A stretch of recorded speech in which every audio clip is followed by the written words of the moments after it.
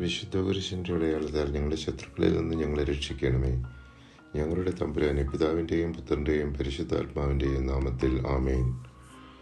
സുഭാഷിതങ്ങൾ 16-ാം അധ്യായത്തിൽ മനുഷ്യൻ്റെ ഉദ്ദേശ്യങ്ങളും ദൈവത്തിൻ്റെ ആലോചനയും തമ്മിലുള്ള ബന്ധത്തെ വിശദീകരിക്കുന്നു. മനുഷ്യൻ തൻ്റെ വഴികൾ ആസൂത്രണം ചെയ്യുമ്പോഴും യഹോവയാണ് അവൻ്റെ കാലടികൾ നയിക്കുന്നത്. അഹങ്കാരികൾക്ക് നാശം വരുന്നു. ദൈവഭക്തിയോടെ ജീവിക്കുന്നവൻ ദുഷ്ടതയിൽ നിന്നകന്ന് സുരക്ഷിതനാകുന്നുവെന്ന് ഈ അധ്യായത്തിൽ വിവരിക്കുന്നു.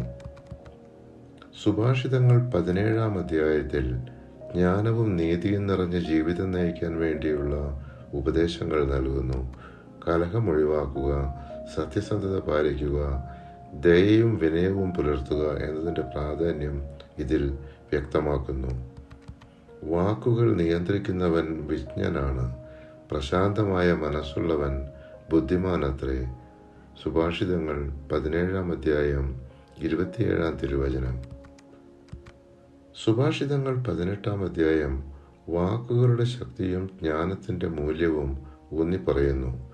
മനുഷ്യൻ്റെ സ്വഭാവം, ബന്ധങ്ങൾ, ദൈവത്തിൽ അഭയം, ധനം, വിനയം എന്നിവയെക്കുറിച്ചുള്ള ബോധവൽക്കരണമാണ് ഇതിൻ്റെ ആധാരം.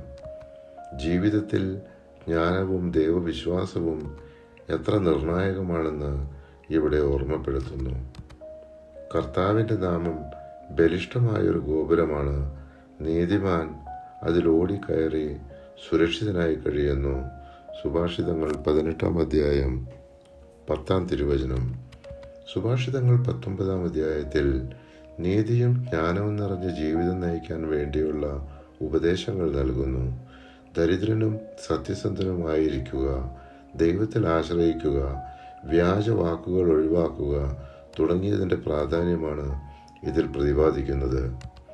ദരിദ്രരോട് ദയ കാണിക്കുന്നവൻ കർത്താവിനാണ് കടം കൊടുക്കുന്നത്, അവിടുന്ന് ആ കടം വീട്ടും.